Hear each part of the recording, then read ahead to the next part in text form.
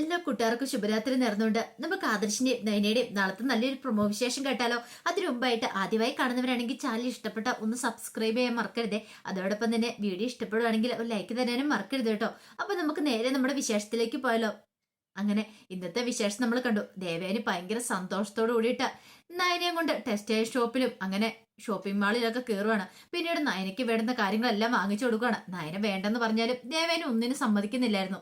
അങ്ങനെ അവസാനം നയന പറഞ്ഞു, അതെ ഇപ്പോൾ തന്നെ കുറെ ലേറ്റായി, ഇനിയും കമ്പനിയിലേക്ക് ചെന്നില്ലെങ്കിൽ ആദർശേട്ടൻ മിക്കവാറും അന്വേഷിക്കും. ഇത്ര സമയമായിട്ട് പാർട്ടി കഴിഞ്ഞില്ലേന്ന് ചോദിക്കും. കുറെ സമയം മുമ്പ് ഒന്ന് വിളിച്ചല്ലമ്മേ, ഞാൻ പോട്ടേന്ന് ചോദിക്കുകയാണ്. ഇത് കേട്ടപ്പോൾ ദേവേനെ പറഞ്ഞു, എനിക്ക് മോളെ വിടാനായിട്ട് ഒട്ടും മനസ്സിലാന്ന് പറയണം. ഇനി മോള് പൊയ്ക്കോ, ഇനിയിപ്പൊ ആദർശിനൊരു സംശയം ഉണ്ടാക്കണ്ടെന്ന് പറയണം. അല്ല അമ്മ വീട്ടിലേക്കാണെന്ന് ചോദിക്കും. അതെ എനിക്ക് ക്ഷേത്രത്തിലൊന്ന് പോണം മോളെ, ക്ഷേത്രത്തിൽ പോയി ഒന്ന് കാണിക്കണമെന്ന് പറയാ. എനിക്ക് ഏറ്റവും സന്തോഷകരമായ ദിവസമായിരുന്നു. കാരണം എന്റെ മോൾക്ക് അത്ര വലിയ സൗഭാഗ്യമല്ലേ കിട്ടിയിരിക്കുന്നേ. ഞാൻ ഇത്രയ്ക്കൊന്നും പ്രതീക്ഷയില്ല, ഇത്ര പെട്ടെന്ന് മോളെന്നെ തിരിച്ചറിയുന്നു ഞാൻ പ്രതീക്ഷയില്ല എന്ന് പറയാ. ഇത് കേട്ടപ്പോ നയന് പറഞ്ഞു, അതിന് അതിൻ്റെതായ ഒരു സമയം ഉണ്ടമ്മേന്ന് പറയണ. ഇത് കേട്ടപ്പോ ദേവേന് പറഞ്ഞു, അത് ശരി തന്നെയാ, എങ്കിലും മോളുടെ പ്രാർത്ഥന ദൈവം അവസാനം കേട്ടു. മോൾ ഒത്തിരി ആഗ്രഹിച്ചിരുന്നല്ലേ എന്റെ മനസ്സ് മാറണേന്ന്. മോള് മാത്രമല്ല ആദർശം ആഗ്രഹിച്ചിരുന്നല്ലേന്ന് ചോദിക്കും. ഇത് കേട്ടപ്പം നയന് പറഞ്ഞു, അത് ശരിയാ, ആദർശാണ് ഏറ്റവും കൂടുതൽ ആഗ്രഹിച്ചിരുന്നത്. ഇതറിയുവാണെങ്കിൽ ഏറ്റവും കൂടുതൽ സന്തോഷം വന്നേ ആദർശാണായിരിക്കും എന്ന് പറയാ. അതെ എന്നും പറഞ്ഞോണ്ട് അങ്ങോട്ട് എന്നിട്ട് അവനോടൊന്നും പറയാൻ നിന്നേക്കരുത് കേട്ടോ, തൽക്കാലത്തേക്ക് നമുക്കൊരു ഒളിച്ചുകളി ആവശ്യമാണെന്ന് പറയണേ. ഇത് കേട്ടപ്പോൾ നയന് പറഞ്ഞു, ശരി ഞാൻ സമ്മതിച്ചു തന്നിരിക്കുന്നു, അന്ന് ഞാൻ പോട്ടേന്ന് ചോദിക്കുകയാണ്. അങ്ങനെ വീണ്ടും നയനെ കെട്ടിപ്പിടിച്ചൊരു ഉമ്മയെ കൊടുക്കുകയാണ് ദേവേനെ. കാരണം വീട്ടിലേക്ക് ചെന്നിട്ടുണ്ടെങ്കിൽ ഇനി ഇതൊന്നും പറ്റില്ല. അവിടെ എല്ലാവരും ഉണ്ടല്ലോ, എപ്പോഴും എല്ലാവരുടെയും ആരുടെയും നോട്ടമൊക്കെ അവരുടെ മേൽ പതിക്കുകയും ചെയ്യും. പിന്നീട് നയനെ അങ്ങോട്ടേക്ക് പോവാണ്. ഈ സമയം ദേവേനെ ക്ഷേത്രത്തിലേക്ക് പോവാം. ക്ഷേത്രത്തിലേക്ക് പോയി കാണിക്കൊക്കെ ഇട്ടിട്ട് വേണം വീട്ടിലേക്ക് പോകാൻ. അന്നോർത്തുണ്ട് ദേവേനെ ഇങ്ങോട്ടേക്ക് പോകുന്നത്. ഈ സമയം നയന നേരെ കമ്പനിയിലേക്ക് വരുവാണ്. അങ്ങനെ കമ്പനിയിലേക്ക് വന്നു കഴിഞ്ഞപ്പോൾ കിട്ടിയ മൊമെന്റൊക്കെ കയ്യിലുണ്ടായിരുന്നു. ആദർശനെ കാണിക്കണമല്ലോ, അപ്പൊ അതൊക്കെ ആയിട്ടാണ് അങ്ങോട്ടേക്ക് വരുന്നത്. അങ്ങനെ ആദർശിന്റെ ക്യാബിലേക്ക് കയറി ചെല്ലുവാണ്. ക്യാബിലേക്ക് കയറി ചെന്ന് കഴിഞ്ഞിട്ട് ആദർശനെ വിളിച്ചു കഴിഞ്ഞപ്പത്തിനും ആദർശന്, ആഹാ വന്നല്ലോ, അവാർഡുകാരി വന്നല്ലോ എന്ന് പറയണ. അതെ അവാർഡുകാരിന്നും വിളിച്ച് എന്നെ കളിയാക്കൊന്നും വേണ്ടെന്ന് പറയാ. ആഹാ ഇത് നല്ലൊരു കാര്യമല്ലേ പറഞ്ഞേ, അത് കളിയാക്കിയതൊന്നും അല്ലല്ലോ എന്ന് പറയണ.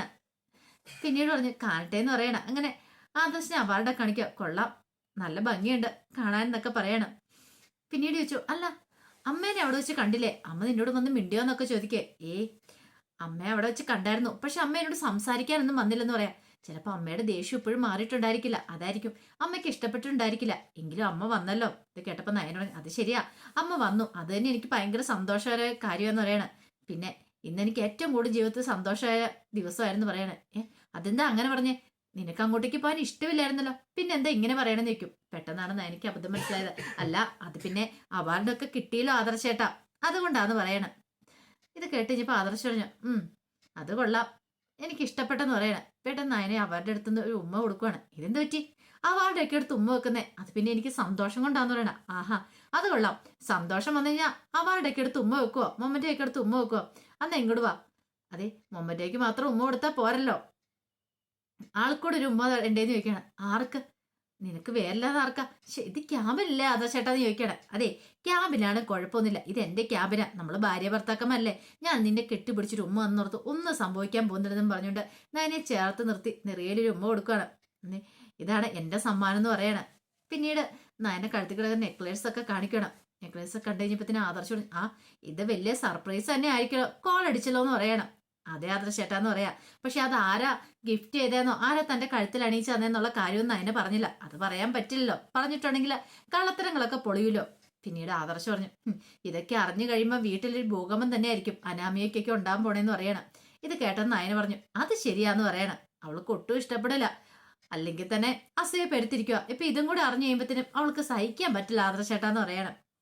അങ്ങനെ അവര് സംസാരിക്കുക. ഈ സമയത്ത് അനാമിക കട്ടക്കലിപ്പ് മുറിയിലിരിക്കുകയാണ്. അപ്പോഴാണ് അനി അങ്ങോട്ടേക്ക് വരുന്നത്.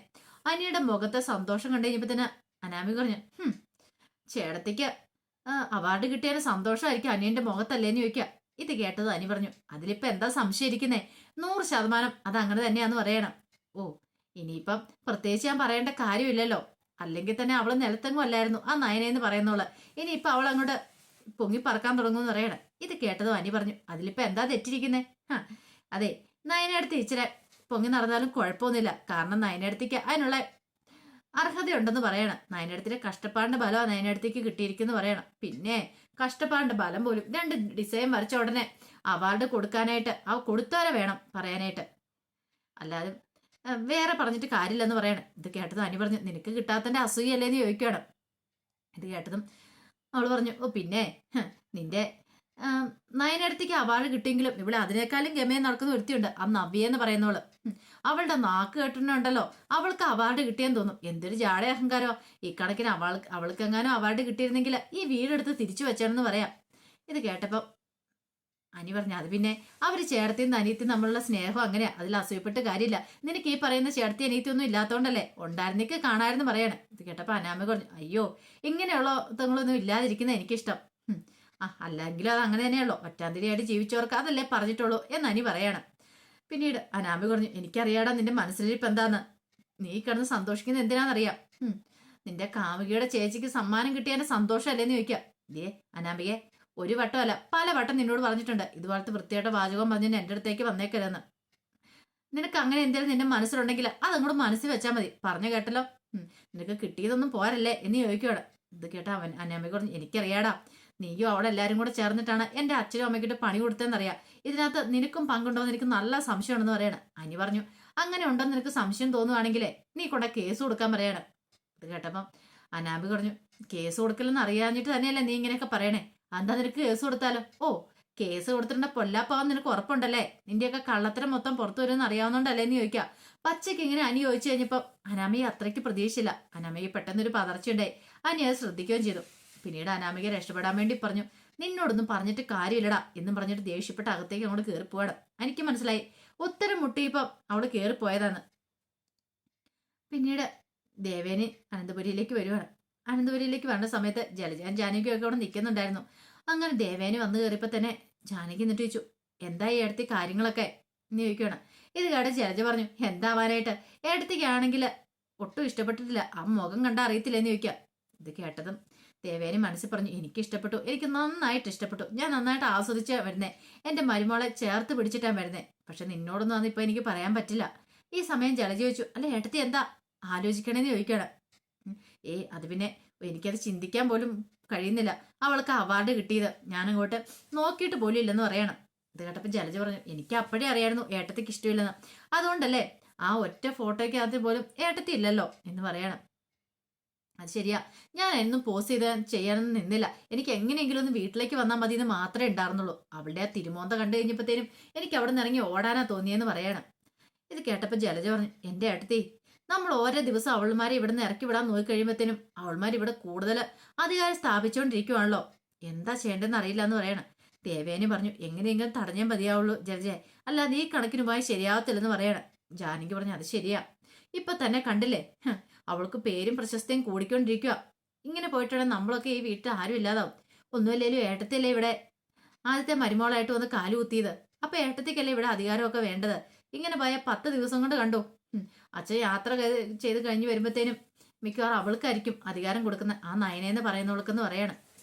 ഇത് കേട്ടതും ദേവേനി പറഞ്ഞു, അതിനു വേണ്ടി തന്നെയാണ് ഞാനും ആഗ്രഹിക്കുന്നു പറയണം. പിന്നീട് ദേവേനയുടെ മുഖത്ത് സന്തോഷം കണ്ടു കഴിഞ്ഞപ്പോൾ ജല ചോദിച്ചു, അല്ലെ എടുത്തി എന്താ, എടുത്തിന്റെ മുഖത്ത് പ്രത്യേകിച്ച് സന്തോഷം ഉണ്ടല്ലോ, അതോ? ഒന്നുമില്ലാന്ന് പറയണം, അത് തോന്നുന്നായിരിക്കും എന്ന് പറഞ്ഞിട്ട് ദേവേനെ അകത്തേക്ക് അങ്ങോട്ട് കയറി പോവാണ്. പിന്നീട് വൈകുന്നേരമായി കഴിഞ്ഞപ്പോഴത്തേനുമാണ് ആദർശം നയനയും കൂടെ വീട്ടിലേക്ക് വരുന്നത്.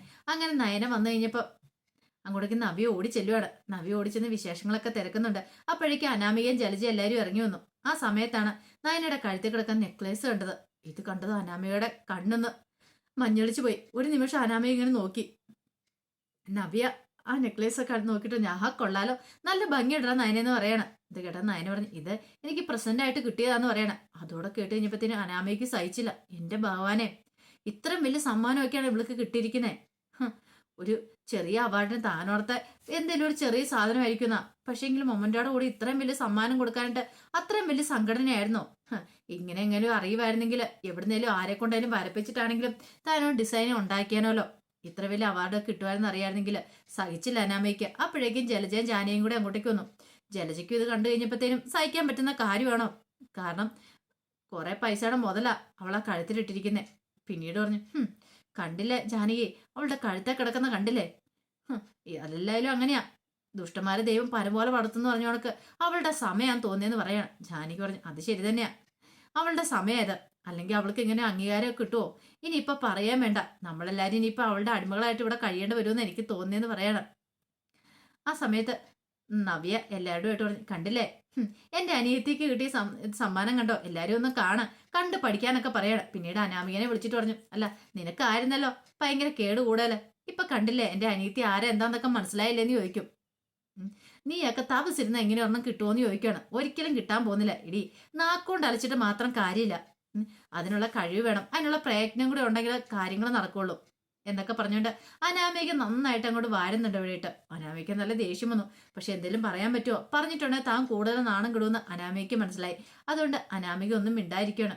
പിന്നീട് നയനെ അങ്ങോട്ട് മുറിയിലേക്ക് പോണ സമയത്ത് ദേവേനയും കൂടെ വന്നേ.